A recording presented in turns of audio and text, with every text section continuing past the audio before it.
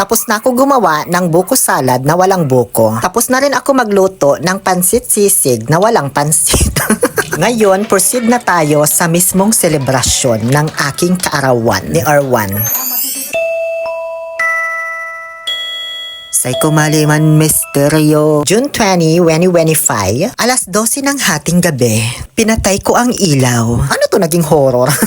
Dahil may ginawa akong orasyon sa mismong birthday ko para kahit rentahin na ako at tumatanda na, mapanatili ko pa rin yung aking pagiging sariwa, busilak at inosente.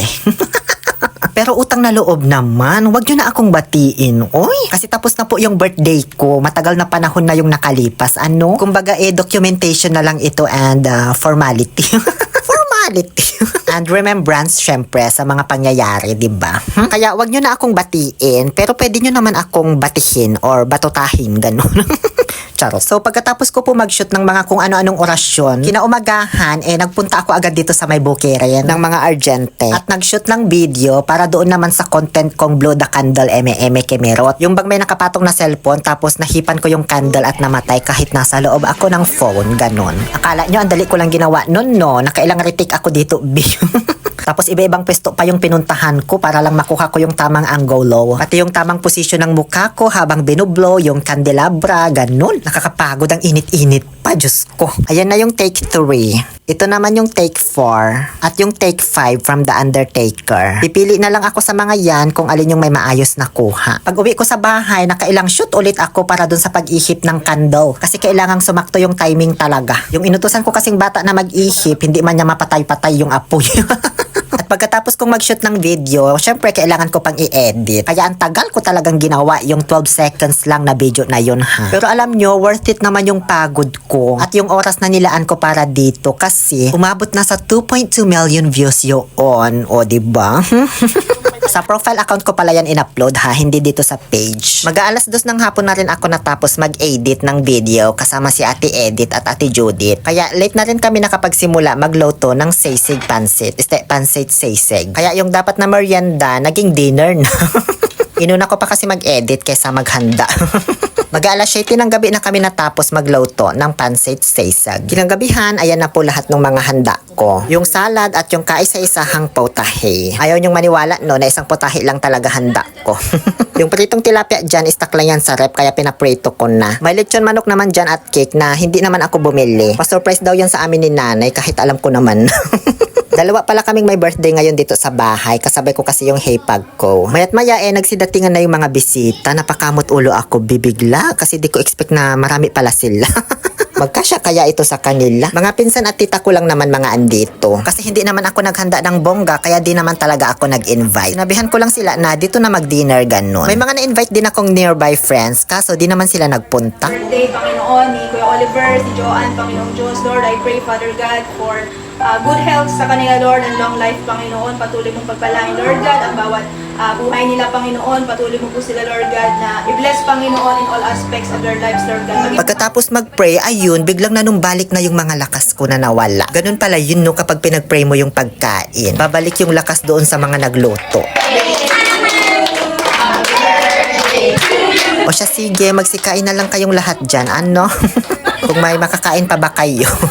Alam nyo, kahit isang putahe lang yung handa ko, proud pa rin naman ako kasi yung salad ko, unlimited kuha, may sarili silang baso. Hindi yung nakalagay sa plastic container na maliit tapos may takip at dinidistribute lang sa mga bisita.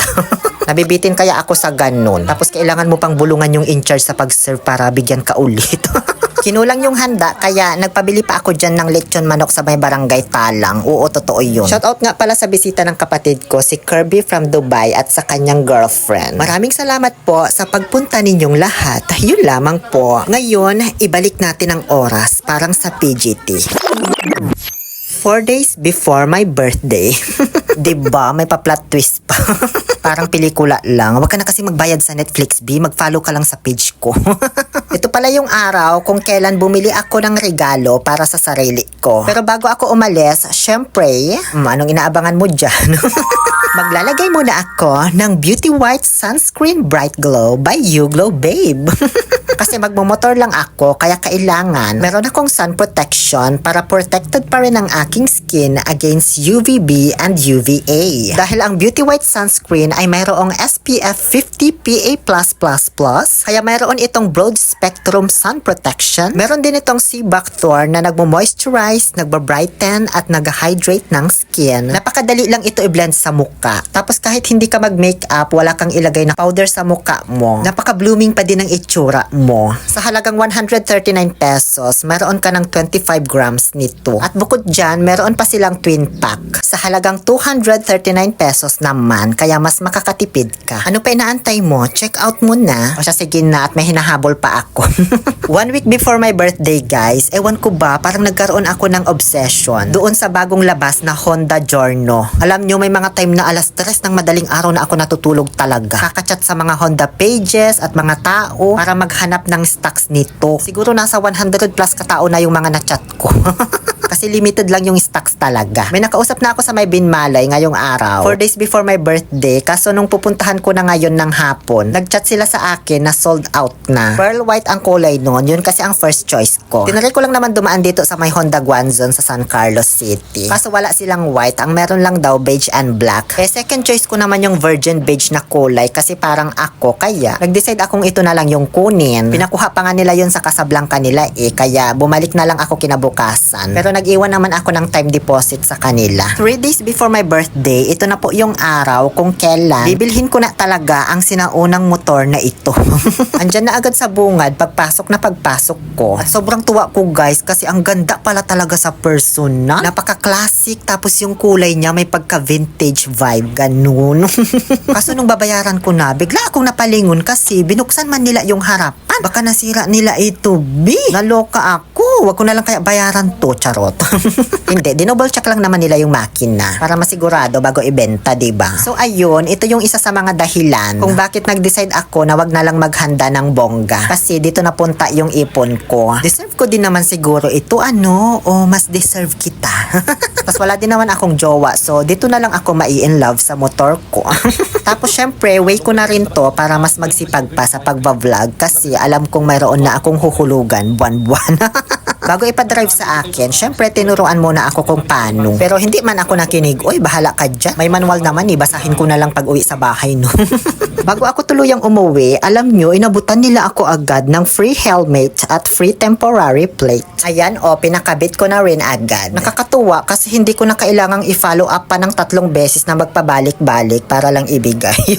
Thank you so much, Lord. Thank you, Honda Guanzon, San Carlos City. At thank you so much din sa in-endorse kong YouGlow Babe products kasi dahil sa inyo nakaipon ako ng pambili ng motor. Pero siguro kung tinanggap ko yung mga endorsement ko ng sugal, baka kotse yung nabili ko, At dahil nga sa hindi pa ako marunong i-drive ito pa uwi, kasi nga hindi ako nakinig nung dinedemo sa akin, ayun, ginamitan ko na lang ng kamoy. Yun yung isa sa mga ability ng Sharingan ni Kakashi na pinahiram niya sa akin. Kaya nag-teleport na lang ako.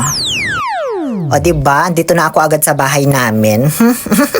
So ngayon, alam nyo na yung isa sa mga dahilan kung bakit hindi talaga ako naghanda ng bongga. Bukod sa wala naman talaga akong panghanda.